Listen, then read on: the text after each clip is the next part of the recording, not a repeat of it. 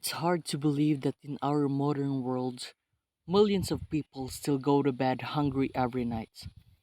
Hunger is a complex problem that affects individuals, families, and entire communities, and it has far reaching consequences for both physical and mental health, education, and economic growth. Good day, everyone. My name is Marvin, and today we're going to discuss and analyze the poem entitled Prayer of the Hungry by Willibordo Surendra, Broto Rendra, wherein it is a powerful expression of the experience of hunger and poverty and the desperation and suffering that accompany these conditions.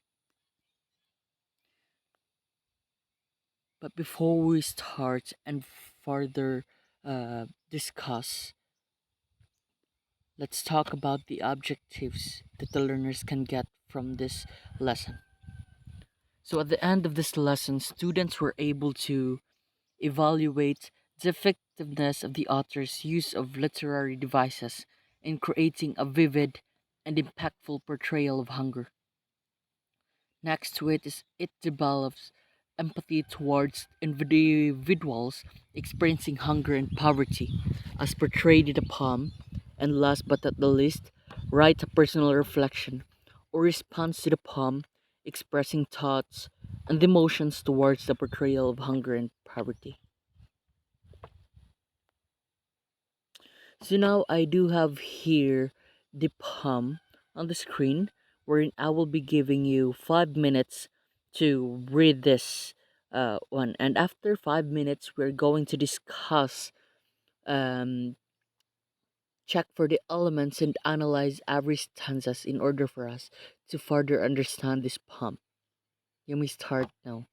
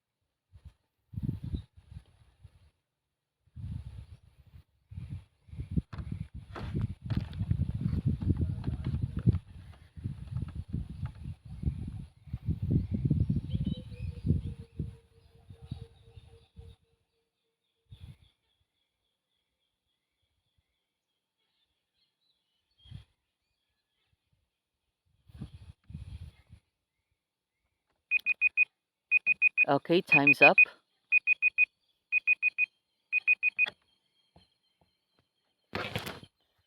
Okay, so as per reading the Prayer of the Hunger poem, um, we're able to understand each and every stanzas, and we're able to see some of the elements shown on the poem. If that's so, we're going to move forward and try to check and analyze that poem. But first, we're going to tackle about the elements of poetry shown in the poem. And first thing and foremost is the metaphor. When you say metaphor, it is a comparison between two things. So here, hunger was being compared by a black crow, or in hunger is being compared by rebellion, by coral rocks, tears of deceit, and also a devil offering dictatorship. Uh, Next to it is the imagery. We're in. I do have here some sample um, verses, and we're going to tackle um, each. So when here first is black hands putting handfuls of alum into the stomach of the poor, wherein it paints a picture of the desperation and suffering experienced by those who are hungry as they resort to eating substances, I mean, that are not fit for consumption. Uh, we all know that alum is a chemical compound that can cause harm to the human body when ingested. And the fact that it is being consumed by the poor highlights the severity of their situation. Next to it is the strong young man crying to see his own hands lay honor down, wherein it suggests that hunger and poverty can force people to compromise their values and principles in order to survive. So the young man in this example may have had to resort to stealing or other unethical behavior in order to obtain food, and are now struggling with the guilt and shame associated with their actions. Last but not the least, that on the MA3 is millions of black crows like a black cloud bloating out of my view of your heaven, wherein it suggests the overwhelming and all encompassing nature of hunger and poverty. So the crows, which are often associated with death and despair, here in the poem, it represents the negative forces that can dominate a person's life when they are hungry and struggling to survive. The fact that they are blocking out the view of heaven suggests that hunger and poverty can prevent people from experiencing hope, joy, and spiritual fulfillment.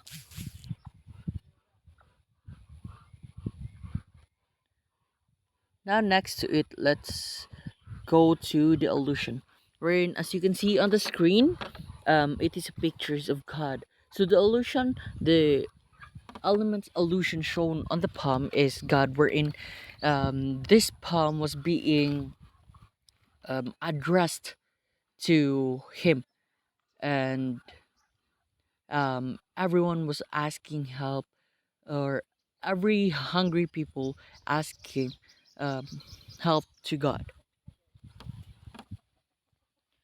Next to it is the tone, wherein it shows a desperation and despair tone, wherein they were making a letter or a prayer to be addressed to God with desperation and despair.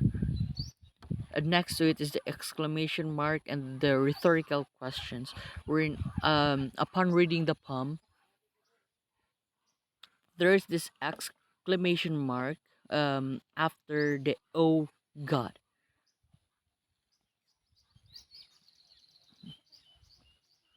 So next to it is the symbolism, which is um, the crow, wherein it symbolizes hunger. So now, the elements of poetry shown in the poem were being um, analyzed. Let's go and check further for the uh, poem. Let's check every stanzas.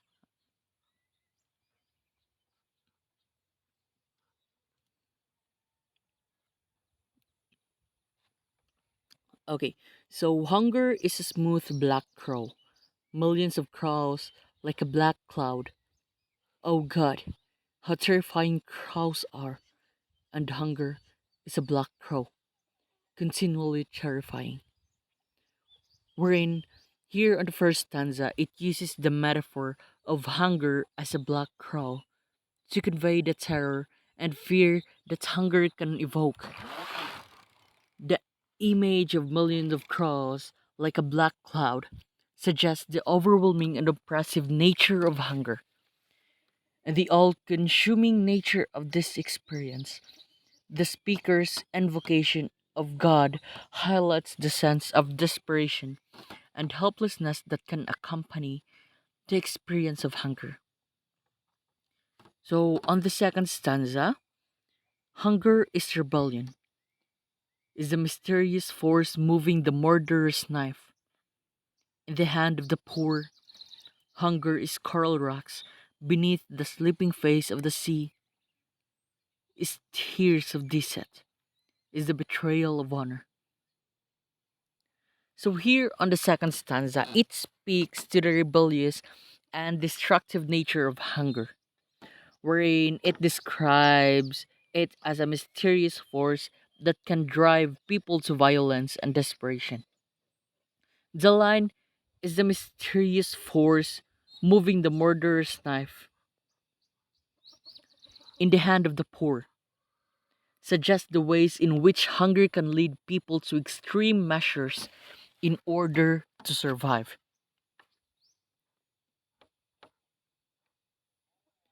Next is the third stanza, which is a strong young man crying to see his own hands lay honor down because of hunger. Hunger is a devil. Hunger is a devil offering dictatorship. Wherein, here on the third stanza, it uses a series of metaphors to convey the various ways in which hunger can be destructive and damaging. The line, hunger is coral rocks. Um, okay. Beneath the sleeping face of the sea suggests the hidden dangers and obstacles that can accompany the experiences of hunger. While the line um, is tears of deceit conveys the sense of betrayal and injustice that can come with poverty and hunger. So the image of a strong young man crying to see his own hands lay honor down because of hunger emphasizes the ways in which poverty and hunger can strip people of their dignity and self-respect. I apologize for the stanzas that wasn't being connected, but moving forward on the fourth stanza, oh God, hunger is the black hands putting handfuls of alum into the stomach of the poor. Oh God, we kneel. Our eyes are your eyes. This is your mouth. This is your heart. And this is your stomach. Your stomach hungers.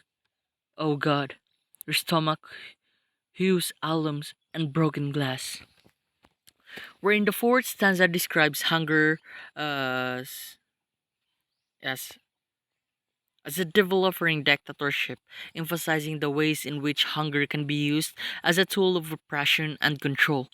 The use of the word dictatorship suggests the ways in which hunger can be used to exert power and authority over those who are suffering. Last but not the least, oh God, how nice a plate of rice, a bowl of soap, and a cup of coffee would be. Oh God, hunger is a crow. Millions of black crows, like a black cloud, blotting out my view of your heaven. Wherein, in the final stanza, it returns to the image of the black crow, emphasizing the overwhelming and oppressive nature of hunger. So the repetition of the phrase "Oh God" highlights the speaker's desperation and need for divine intervention.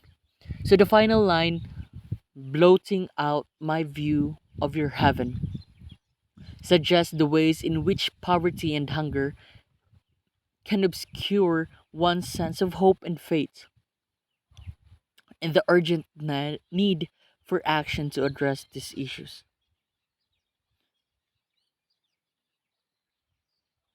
So, overall, Prayer of the Hunger is a powerful and evocative poem that conveys the urgency and desperation of the experience of hunger and poverty, and the ways in which these conditions can lead to destruction, violence, and despair. The poem emphasizes the need for action and intervention to address these issues, and the urgency of working towards a more just and equitable society. Right. So before we end this discussion, I do have here a poem from Pope Francis wherein you pray for the hungry, then you feed them. That's how prayer works.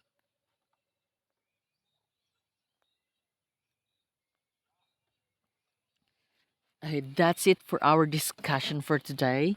And if you do have a clarifications or any journal questions, you can freely comment it in order for it to be answered. Once again, this is Marvin F. Panangin, your teacher for today.